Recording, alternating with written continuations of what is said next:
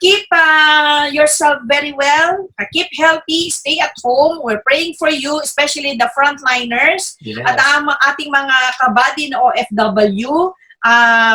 Keep on fighting. Okay? Keep that spirit.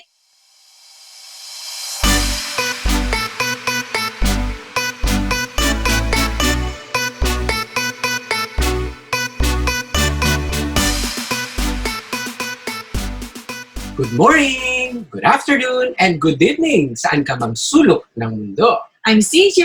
I'm Obi. And welcome to our channel. And we are your hosting buddies. correct. And in this video, okay, it will be very, very special because, bakit nga ba? Because we are so blessed to have a guest speaker this afternoon or today. Itong taong to ay napaka-busy in spite of the lockdown. Mm-hmm. And she's still able to manage her businesses. Tama. Yes. At sabi ko nga, no, nabigyan niya tayo ng oras in spite of her business. Napaka-swerte natin or palad natin. Tama. Ano nga ba yung kanyang tatalakayin o natin? Yeah. She will be giving us insights, no, positive insights on how to overcome setback o sa gitna ng ating nararanasang krisis. Tama yan. And it all starts in a winning mindset. Ayan. So, pakilala na natin? Yes. You do the honor, CJ. Yes. Well, actually, sinulat ko. She is a businesswoman, okay, in the US and here in the Philippines. She is one of the sought-after motivational speaker then. Here in the Philippines again and abroad. All right? And she is a qualified mentor and a business consultant.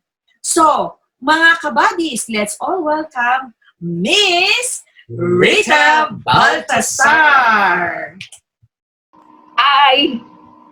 Ayan. So, ayan na. So, we have been joined by our dear friend and coach, okay, ating one of our business coach, Rita Baltasar. So, sa ating po mga viewers dyan, mga OFW, okay, so, siguro mas maganda, aside sa ating introduction kay Miss Rita Vibes, Rita Baltasar, maybe you can give us what you are doing at the moment. Give us a little bit more, ano po ba yung mga experience o mga tungkol sa inyo po. Yan. So, okay. Sige po. Yeah, you're calling me Rita Vibes because about a year ago, I decided to go online. And now my son challenged me. Sabi niya, Mom, there's something more that you should put out. So right now, I realized... Can you mention your age po? Can you mention your age? Ako, I am right now 66 and this July I'll be 67 years old. So I started with my vlog at 65. Grabe talaga. Oo. Ito vlog, okay? Yes. First kasi I missed my son. But then now I realized na sabi ng anak ko, it should be more than just missing me. There's something more that you can give. And so when I thought about it, sabi ko, I think at my age, there's a lot of knowledge that I was able to put together, that I have from many, many years of just life. So I decided I'm going to start putting together some, groups to share, modules to share. And when people ask me why, at 60 plus, nagagawa ko ito. And I always tell them, it's all about the mind.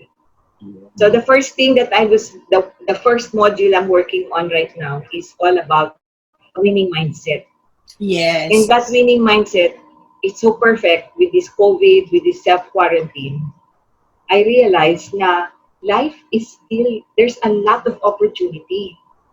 So, hindi yan mangyayari if you cannot handle your mindset. And then I realized now everything pala I did throughout my life was because I was managing my thoughts. I see. Very so important. Really where I am. Yes. Pala. What you're thinking will make you, what you put in your mind will influence how you act.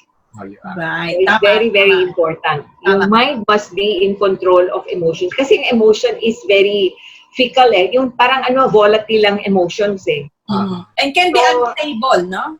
Unstable yung emotion. Kaya kailangan, yung emotion is important, pero the mind must be able to control that. Yes. Yeah.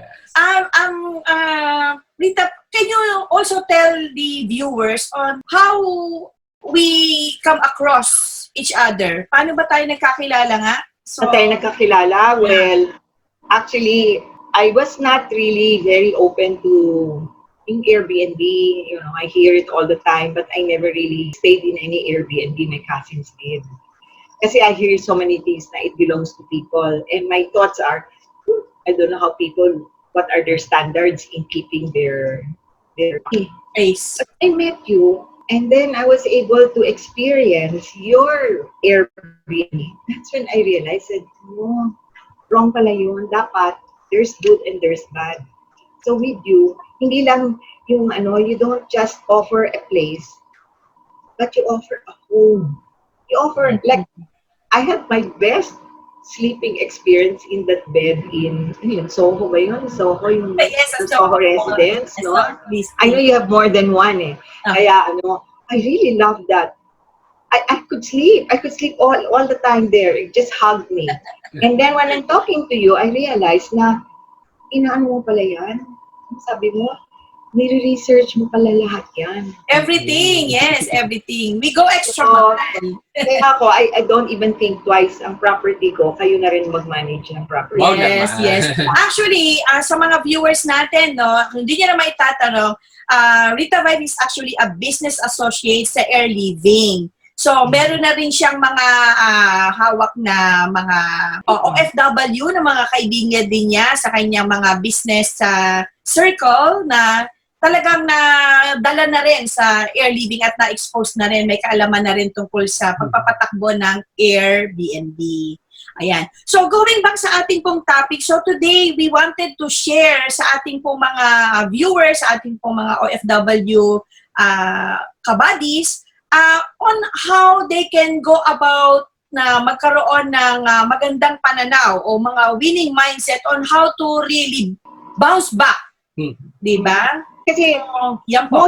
Most important talaga ngayon, it's like my background, ang most important is, syempre at 66, ang dami pong up and down, failures and all, experiences, good business experiences, bad business experience, lahat yun.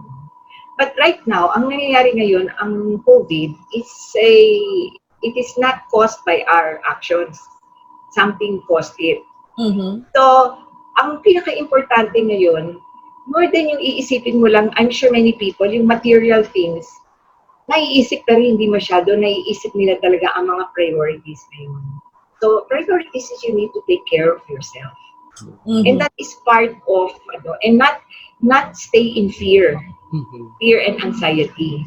Kasi wala nang idudulot yan eh. Even if you worry the whole night, tomorrow, nandyan pa rin si COVID. No? But, just like sa akin, ang attitude ko ngayon is, every time there is something that goes wrong, I always think of the past. In the past, yung 9/11, I was in Las Vegas, 9/11. Oh, talaga? Yeah. 9/11, okay. 9/11, naalala ko yun that morning. Natid ko yung anak ko sa school, and then when I got back, wala na, iba na yung nasa radio. Yung plano daw, went in straight into the, the word set, and it was awful. And in one time, wala na. At ang kontrata ko, na meron akong mga fabrication, I was in construction, cancel. Okay. Stop ko lang po kayo. Stop ko lang po kayo. Sorry to cut you there. So, when you were in the US, meron din kayong, you're running a business. Yeah, I had a business. I own the business. I own a welding shop. Ah, right. Okay. Doing customized, all customized things, mga big homes, mga hotels, mga luxury. So, yun po ang kabuhayan nyo? Yes, it was a traditional business. A traditional. So, I could imagine na with the 9/11, talagang it's a big blow, no? Canceled yung canceled yung, and then meron ako mga na-deliver na, hindi nila mabayaran. They cannot pay for it. So, what did I do? I did not cry. I did not, worry and stay home and feel miserable. Hindi. I said no. So I always, there's important set mo eh. I fed my mind with positive things. I read, you know, if you read history, basta I would read, and then I still went on. I would still exercise. Hindi ko exercise. And then, of course, my devotions. One of the things na ewan ko sa mga is your spirituality. It grows. When there is a big problem, yung reflection kasi para tayong, wow, everything happened, and then you just look up. Ako ganun ang nangyari. I look up to God, and it strengthened my faith in God. So every day, I would dress up, put my makeup on, go down to the kitchen table, maski na, and do my, read a book, basta do something. And then, in faith, ang ginagawa ko, lahat ng kayang bayaran, I would write the mortgage, everything, lahat ng cheque, I fill it out, then I leave it there. Very positive yung ginagawa kong output. Then, I had some friends, mga role model yun sa akin sa construction. Marami na silang dinanas. I talk to them, cool lang sila, relax. Because, sabi nila, everything cannot remain that way all the time. It has to change. It will dissolve. It doesn't stay that way. So ngayon, I have that same attitude. Ang nag-iam yung ating ginagawa araw-araw. Hindi tayo lumalabas at kung saan-saan araw-araw. Yun ang nag-iba. Pero, I found a way of reaching people and get what we have online. Hindi naman tayo nag-online. Noon, we love to see each other. So, you just have to make use of that. But, there's one thing that you're responsible for yourself. You can choose to be sad. You can choose to be fearful. To be yung anxious ka, hindi ka makatulog. Or you can choose to trust in the solution and there is a God. For me, that's how I am. For other people, just look at history. If there was World War I, nag-end din yun. The World War II, nag-end din yun. Hindi naman yun forever may war. Hindi forever. It doesn't last forever. But yung sanity mo, yung pag-iisip mo, remains na sa'yo yun eh. Kontrolado mo yun. Kailangan, you need to feed your mind, strengthen your body, feed your soul, and then of course, what else? We have plenty of time ngayon. Look for a role model. Sino ba? Sino ba dyan ang hinahangaan mo? Read a book. Talk to somebody that you admire. Ask the person how they're dealing with the situation. Diba? Pwede yung ganun eh. Tapos, look at your friends around you. Kasi ako, I began to appreciate friends more now because I have more time to myself, no? So, nakaka-reflect ako. And then, di ba, I'm learning all of the online. So, nabubuksan ko, tapos na-realize ko, ay, si ganun pala, kumusta na siya. So, ngayon, yung concern ko is, how are you dealing with the COVID? Hindi na yung noon na, ay, I'm so busy, wala akong panahon dyan. Parang naiisip na, iba na yung pag-iisip mo. Grocery, ninanamnam ko yung time ko sa grocery ngayon, ninanamnam ko yung time ko sa market ngayon because I realized that I cannot go to a restaurant and sit down and eat. Diba? So it's turned out better kasi I'm eating healthier. Okay. So ganito, no? Very interesting yung inyong experience from the 9/11, having a business, and then 9/11 came, suddenly, no? nawala 2 months yun, 2 months na affect. To be able to have that kind of mindset, being talagang nakikita na resilient po kayo, no? Yung formula na sinabi niya, gusto ko po. Gusto ko pong talagang pagtuunan natin ng konting pansin, yung sinabi niyo na may mind, body, and soul. Parang formula yan eh, magandang pakinggan. So, pwede po natin ipamahagi yan. Kasi madali siyang tandaan eh, di ba? Parang narinig ko na siya, pero iba yung application nyo. So, pakiulit nga. Actually, hindi naman yan, that's not really original, I have to be fair. Kasi my son went to a Christian university in the US. And I would see the logo. it was mind, body, and soul ang ano nila. And that is their education. And that is the reason why na-appreciate ko. Kasi it was not all just intellectual. They cared about the body. They had their physical education. They gave them points na you take care of your body. And then, important yung spirituality, your soul. You need to feed your soul. So, I like that. And then I realized na when my son, this is many years ago, ano na siya ngayon, 33 na siya, no, college na siya, na-realize ko yun na tama pala yun. Kailangan talaga, part of the balance, fivefold yan, is, di ba, may physical, may emotional, may social, may spiritual, and financial, and babalansin mo yan. But if you do not fix first yung mind mo, and feed it properly, and then your body is sluggish, hindi kailangan parang machine yan. Kailangan ayusin mo yan. And then yung spirituality mo. That's why it's body, mind, and soul. If you can decide actively to do something about that. Yung sa akin nga spirituality, it's not like kailangan ka maging preacher, kailangan ka maging pastor. Hindi. Wala kang masabi. You know, the Lord's Prayer is international. Pray our Father. The whole day, every time you remember, 7-minute prayer until you will see the impact sa buhay mo. But you need to do something. So from there, once you get... Sa mind po, anong klaseng i-feed? Kasi ngayon marami pong feed, no? So, whether you need... Feed, sa timeline, ang daming news feed eh. Anong klase po bang mga... kailangan something that you will learn something. Hindi pwedeng... educational. Something to educate, something to add to you. Hindi yung chismis ni ganito, yung chismis ni ganyan, Important, no? So, Netflix lang. Watch Discovery Channel. Watch the History Channel. If you are more visual. Di ba may taong visual? Taong audio. You can listen to audiobooks. Or you can just listen, merong you're listening to the audiobook. Or you can actually physically read the book. 30 minutes lang naman yun. At least 30 minutes. But yung effort. Kailangan may effort yun. Hindi yung hindi ganun. So, dapat ba yan kung sabi nga nila, consistency. So, ano yan? Yeah. Every day yan. Daily yan. Until it becomes a habit. Kailangan maging habit. Kasi that's a good habit.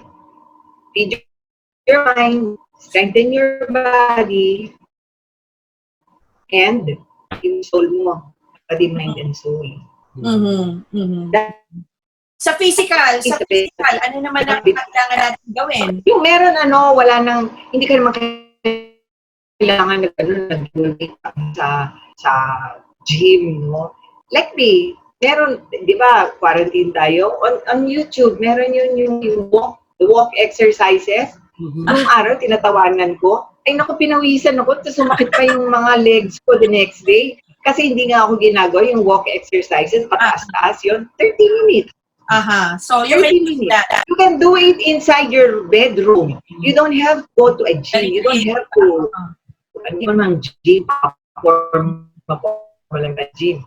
Mag-gym na lang after pag yung katawan mo. Di mag-gym na. Di ba? So, and then yung spiritual is really meditation. I read the Bible. I like listening to the Word of God. I like to listen to music. My part of my day. But when I'm working, meron dyan worship music. Kasi I can think better rather than metal, rock. Hindi ako makaisip. Kanya-kanya yan eh. Sa akin, that's what I do. But then, more than that, you have to go forward. Kailangan meron kang model. Meron kang ambition dapat. Meron kang goal. Body, mind, and soul. Ano ka lang, ikaw rin. Kailangan meron kang goal. Ano yung gusto mong ma-reach? For example, ako, I love to cook. No? So, I like really si Martha Stewart. Napaka-class ng dalawa niya. She's cooking and also, I like Martha Stewart. That's one of the things na naalala as a role model. But Another role model I have is si Jim Rohn. I read his books. See? Sabi nga ni Jim Rohn, the say role model is important. Success leaves clues. So when you see successful people, some people, they work in a company. Yes, secretary sila or sila nurse sila, pero they are working with very high-end people. Very, very rich people, well, company owners. It's just maybe hindi mo sila friend, pero watch them, observe them. See, look at their manners. Mhm. You know, and yung bang, tingnan mo ano yung gusto mong maging ka. I see. Marami diyang like si Jack Ma, for example, di ba ang story niya, kung tinanggap siya sa KFC, hindi siya magiging Jack Ma. Mhm. Tama. So, di ba? Something like that. So, if you even see KFC, he had to sell his recipe 1,000 times before somebody bought his recipe. These are very inspiring stories. These are stories, these are things, if you role model, then you can read for a role model. Look for something that will uplift you. Di ba? Sinasabi niyo, Miss Rita, na there's no such thing as failure. Di ba? Kumbaga. No, kasi there's no success kung hindi ka nagfa-fail eh. Oo. Kaya pag meron ka ng role, hindi yung hindi pwedeng sabihin, ay nako, swerte siya, success. Hindi lang ng successful people. Even the success that I have many failures. But hindi ko ini as fail. I look at it as learn. Meron ako natutunan. Tama yun. Wala naman sabi nga nila, failure is like the fertilizer of success. Yeah. Ayun. Lagi siyang magkasama. There's no such thing as rosy success. Kaya nga, pag nag-success, talagang yung feeling is the confidence. May confidence sila na. Ang confidence nga, hindi dahil successful ka lang. Ang confidence is, maski na nahulog ka, tumayo ka ulit. Maski merong konting mga detour dyan. Di ba? For example, maski na sabihin nagliligawan, hindi naman lahat yan smooth eh. O kayong dalawa, hindi naman lahat yan smooth. Yes. Yeah. Pero in the end, success. Nandiyan kayong dalawa, or in the end, napangasawa mo din yung you work through the whole thing. And even when you get married, it's not a success marriage. You work, a successful marriage is something you work always. That's what it is. So, it's the same thing. Sabihin nila, marriage yun, hindi. That's the same thing. When you have a business, you also need to take care of it. Like, it's yours. Diba? Hindi yung, sapatos, palitan ko yan bukas, tapon ko. A business, maski na nagkakaroon yan ng problema, you work through it. You work through it. Diba? Like now, I'm not worried dealing with the two of you kasi I know I know how dedicated you are. I know what you do You're still standing. Always standing. Whatever. Always standing. Finding a way. Ako hanga ako sa'yo yung ginawa mo, anong ginawa ninyo? Yung ginawa ninyo for yung Airbnb, nung wala nang tourism, anong ginawa ninyo? Yeah, we offered it to the BPO companies. Imagine, that is quick thinking. That is what you call thinking on your toes. Yan ang tinatawag. Hindi kailangan magkaroon ng teka muna, kailangan magkaroon tayo ng board meeting. No, you thought on your toes and you said, walang turista, hindi pwede ito empty. Let's deal with a good BPO company and let's do this. Sakto night, di ba, CJ? Yeah. Nung in-announce si President Duterte ang quarantine. But not everybody thought that way. You thought that way. Kaya I know talagang ako, I salute you talaga dyan I'm really, yung bang amazing. Ganon dapat. So, maganda yung negosyante, kasi negosyante kayo, ganon yun Hindi dahil, ay, wala nang turista, paano tayo? Yeah. I guess, so dito pa lang, napaka-juicy na, napakadami na nating nakuha dito, Pero, ang ano naman dito, ang katanungan na sunod, para sa ating mga viewers out there, Well, everything that you learn, kailangan may massive action ka. Ayun, yun ang katanungan, So may 14 question nga tayo For dito. example, paano ba ito mangyayari? Ano ba ito? Magic ba ito? Hindi, ang massive action, ibig sabihin, you make a decision. Okay, for example, I decided to enlist with you. O, nag-enlist na ako, no? E ngayon, may COVID. Eh, I'm not going to worry about it. Ang gagawin ko is yung, maybe I'm thinking, I don't have to think eh. Ginawan na nyo ng solusyon eh. Binipo nyo kagad yung property. Ba? So, sa mga, naman, if something is really, new, ang massive action means to say, hindi perfect yan eh. But whatever happens, merong detour, you stand up, you find a solution. That is what massive action is. It is not a perfect thing going on. May mga, yan. Doon po sa mga... You work through it. You have to work through it. Just like a relationship. Just like a marriage. If you want the marriage to last, you work through it. Yeah. But how about doon po sa mga gusto palang magsimula? Is this the best time? O yes. Ipagpaliban muna, tapusin muna natin to. Believe me, the best time to do business is when it is the hardest of times. Paano niyo po nasabi yan, Tita Rita? You think about it, It's like, you think about it. Because when it's the hardest of times, very few people are bold enough to be entrepreneur. They are spending their time worrying and keeping money. And that money cannot buy the same thing anymore. So you don't know the best time when there is a something hardship or when there is something going on, that is the best time. There are opportunities. I am very sure kayong dalawa, I'm very sure you can pick up a lot of properties because they're empty. Yes. Right? Tama. They're empty and you can find a way to do something about it. Because I know. So, tama pala, hindi matakot yung ating mga OFW dyan na wanting to start their own business through Airbnb and wanting to business partner with us. Na this is now, I'm telling you, right now, for those people that have money and they're looking for property, they can find a lot of property now mas mababa. Exactly. This time of, There you are. And then, hindi naman to forever eh. It cannot be forever. There will be guidelines with it. So this is also the time, if you're going to have anything done, this is also the time where people are needing to work.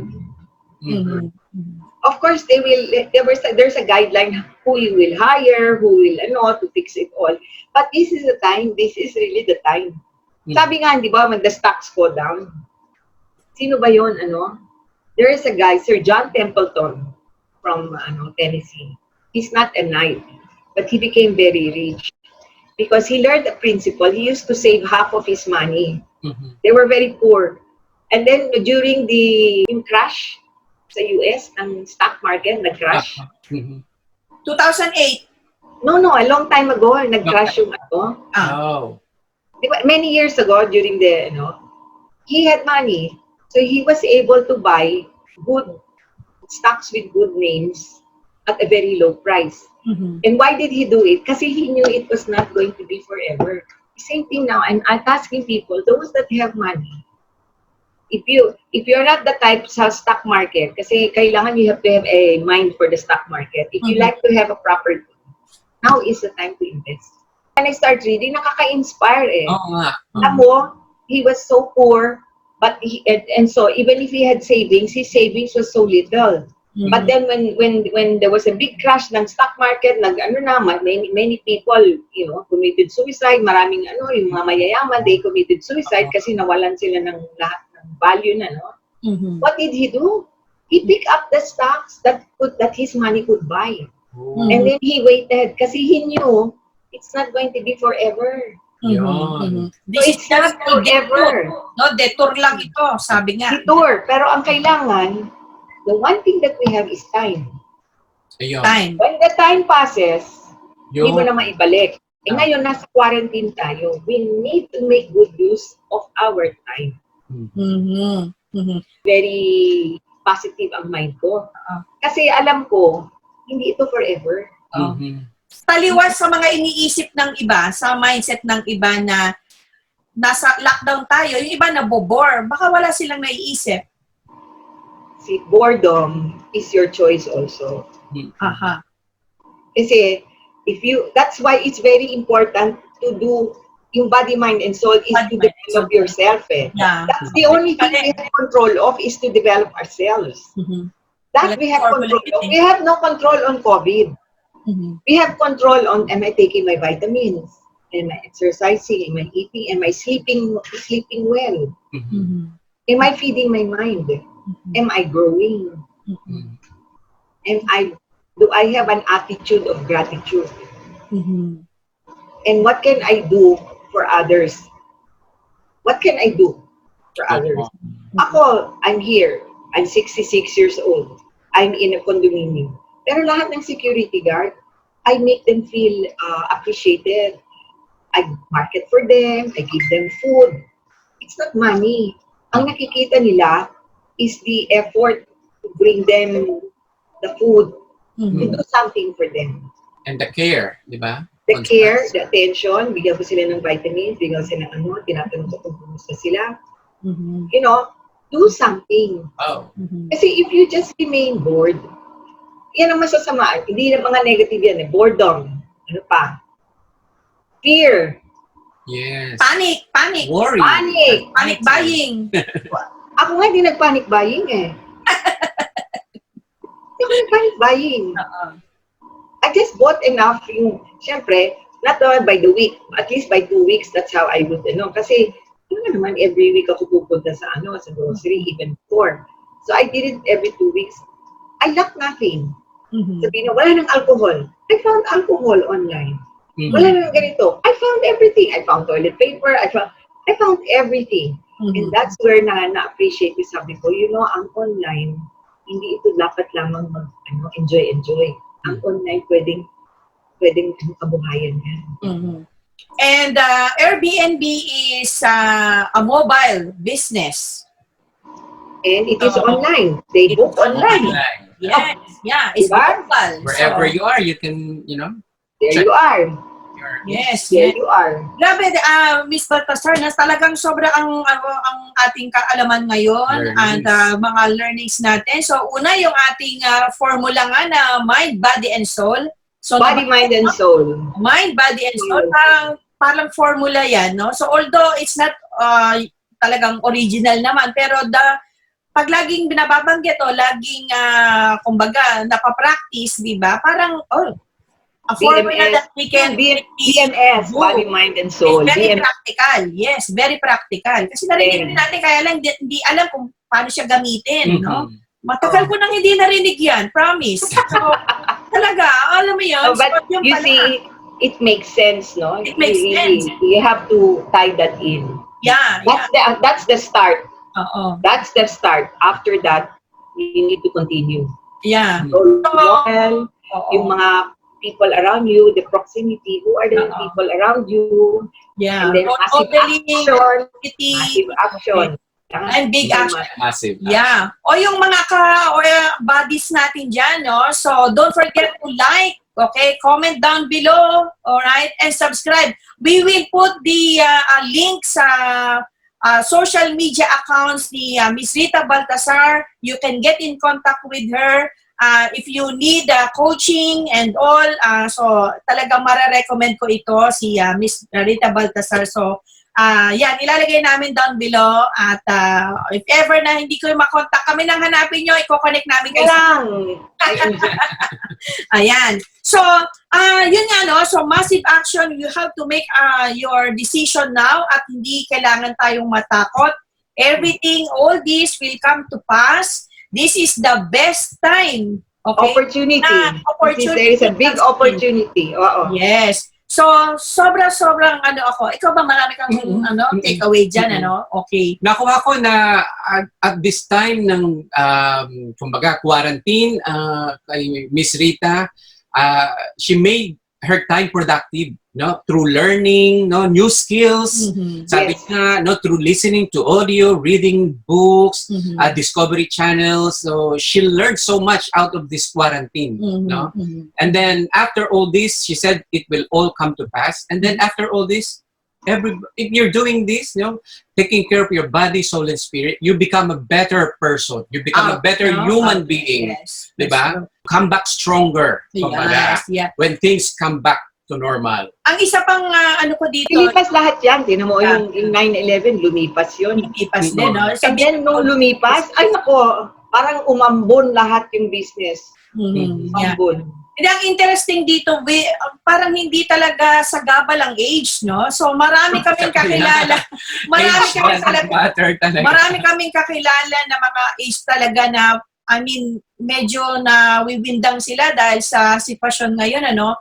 But here you are with your age on what you have to take care of your body, mind, and soul. Talagang you need to take care yung katawan mo. I'm loving this mind, body, and soul. It's a real formula that we can keep. I mean, alam mo yon, talagang yan yung pinaka-the best natin na nakuha ngayon. Ano? Talagang special siya, special. So, ayan guys. So, I hope that you learn a lot. So, sabi ko nga, ang mga details ni Miss Rita Baltasar will be put down below at we will get in contact kung hindi kayo successful na kayo ang kumontak directly sa kanya. So in that note, so I hope to see you again next week, okay? And keep yourself very well. Keep healthy. Stay at home. We're praying for you, especially the frontliners. Yes. At ang ating mga kabady na OFW. Keep on fighting, okay? Keep that spirit. Kayo po ay kumbaga, may mission sa buhay. Meron po kayong mission. Marami po tayong natutulungan, mga kamag-anak, at dito rin sa Pinas. And hopefully, in the future, is magkaroon po kayo ng sarili nyong business na tulad ng ginagawa natin ngayon. And maging business associates namin kayo. We can teach you on how to do things. And hopefully, you don't need to be an OFW. Yes. Ayan. So, with that, any parting words sa Kabady? No, Kabady. So, I just would like to thank again Miss Rita Baltasar for thank you po. Thank you. Thank you for very joining much. us, giving us your time. I know you're so busy, even though nasa quarantine tayo. I know you have lots of business, Zoom meeting going on, online teachings, and yet you're here with us, imparting your wisdom to us. Maraming salamat po. Ayan. If you enjoy this video at marami po kayong natutunan, don't forget to like, to share, and to subscribe. Hit that notification bell para naman you'll be notified every time we upload new videos. Okay, so with that, bye-bye na. Till next episode. Bye!